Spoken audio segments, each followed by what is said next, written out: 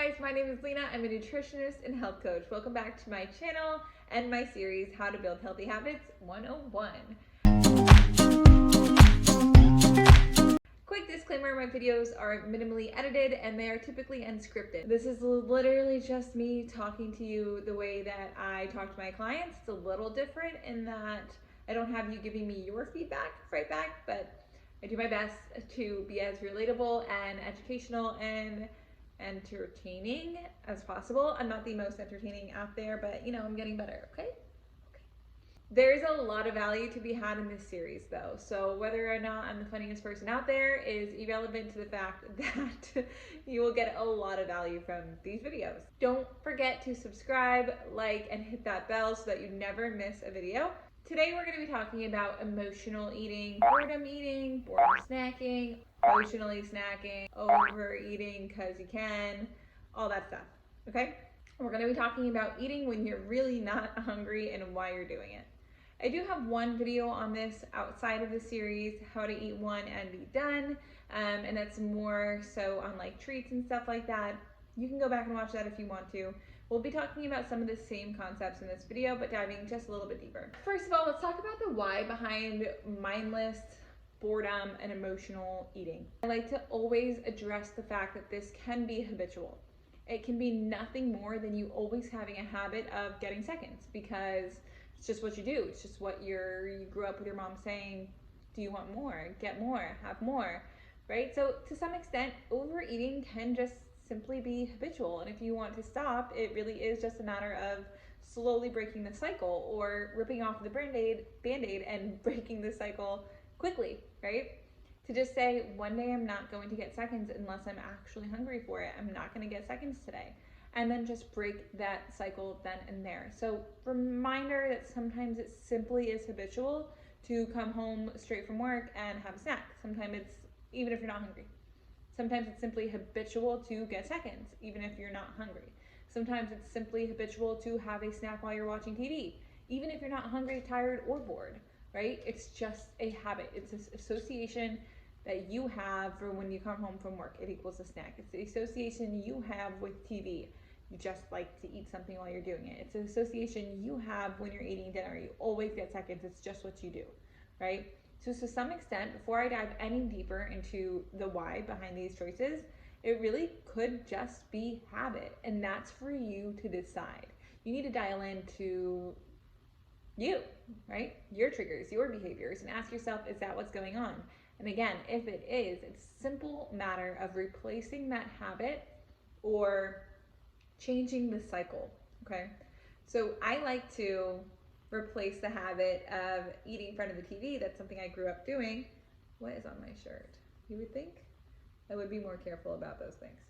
Anyways, I like to break that habit and to shift that habit, to replace that habit with holding a cup of tea in my hands. So it's equally as comforting as having something like food in my hands. I'm not stripping that habit away. I'm not sitting down empty-handed and feeling lonely and alone, but I'm just simply replacing it. I'm keeping that comforting feeling. I'm keeping the same reward. The same reward centers in my brain can go off, if not slightly different ones that actually bring about a more conducive, relaxing feeling because it's tea versus higher inflammatory and stress-causing foods. So step one is really going to be asking yourself, is it habitual? Now, step two is going to be to ask yourself, maybe it's not habitual. Maybe it really is emotional. Maybe it really is boredom. Maybe it really is being overly tired. If it's one of those things, it's your job to ask yourself, what else is going to help me feel better, right? And to remind yourself that food really doesn't make you feel better. Food doesn't really fix the problem. Emotional eating never really goes away. It never truly disappears. I would hesitate to say that it does that just because of human nature, but it can get a lot better. And you can look to have other outlets when it comes to being stressed, tired, or bored. If eating in this fleeting moment of eating, right? You eat for a second and it's over. So if eating is not solving your problem, what will? If you're stressed, how do you relax? How do you manage that stress? Can you take a shower? Can you go for a walk? Can you call a friend? Can you put your feet up, lay down, watch a TV show? Can you have a cup of tea? What is that third, fourth, fifth Oreo doing for you? What is that bag of chips doing for you, right? Reminding yourself that it's actually not solving the problem. Once you finish eating all of that, you are still stressed from whatever it was you were stressed from before. You are still tired. You are still bored. You just have to now find something else to fill the rest of the void. And now you're left feeling sometimes more stressed, more tired, bloated, gross, whatever, all these different feelings from being so overly fed and full. So really, it's reminding yourself that it's A, not solving the problem, and that something else actually can solve the problem. Something else can help you de-stress. Something else can help you fill your time. One of the affirmations I love is, I have better things to do than eat, right? Especially if that's coming from boredom. There's always something else that you can be doing that's gonna make you feel more productive, better, happier, whatever. I have better things to do than eat. And this is really helpful to catch yourself in the middle. Because there are going to be some times where you're eating and you're grazing and you're like, shoot. And you catch yourself in the middle of doing it. That affirmation, I have better things to do than sit here and continue to eat, is going to be what pulls you forward. It's going to be what pulls you out of that state of like blackout grazing and pull you into a state of productivity and I have other things to do, right? I have better things to do than eat. Emotional eating is something that I feel like people don't even know they're doing while they're doing it. Okay, they don't even know that they're as sad as they are. They don't even know they're as mad as they are. They don't know they're as frustrated as they are until they're like, my head hurts. I just ate this whole bag of chips. What's going on? Right? You don't even notice it. This is why it can be so helpful for when you get that instinctual pull to food, to take a 10-second breather. In through your nose, out through your mouth for 10 seconds. Okay? That moment right there can help you really just like bring down, really identify what emotion you're feeling and then move forward. That craving is probably coming from an emotion.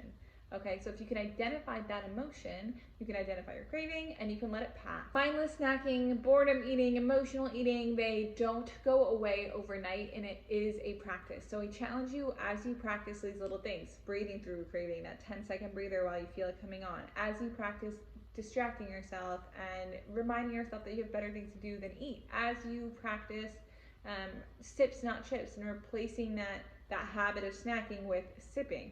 As you practice that, and you need to give yourself grace for when it doesn't go as planned, because there's going to be moments that it doesn't go as planned, and in those moments you need to give yourself grace, reflect what went right, what went wrong, what can I do better next time, and aim to be 1% better the next time around. That was really important, so I'm going to repeat that. What went right, what went wrong, and what can I do better? What went right? I had 3 meals today. What went wrong? I really grazed and snacked after I got home on chips, and then I had 3 cookies, and then a couple tablespoons of peanut butter, and I didn't even realize that I had done it till I finished eating that peanut butter. That's what went wrong. What can I do better? Next time I come home, I can go straight to the shower, take a nice warm shower, and then put myself dinner. I'm clearly hungry after I get home. If I can just take a shower, I can have dinner, and then I can make myself a nice cup of tea and relax and unwind by the end of the day. You just did 2 other things to get your mind off of food, right? You just reflected back, and now next time that happens, you have a plan in place. Sometimes it's hard to make a plan when you haven't really identified what's going wrong. So if you allow yourself to really reflect back on what went right, what went wrong, and what you can do better, you can make a plan that makes sense, and then you can move forward as 1% better. Don't forget to like and subscribe and share and comment if you have any questions. Other than that, I will see you guys in the next video very soon.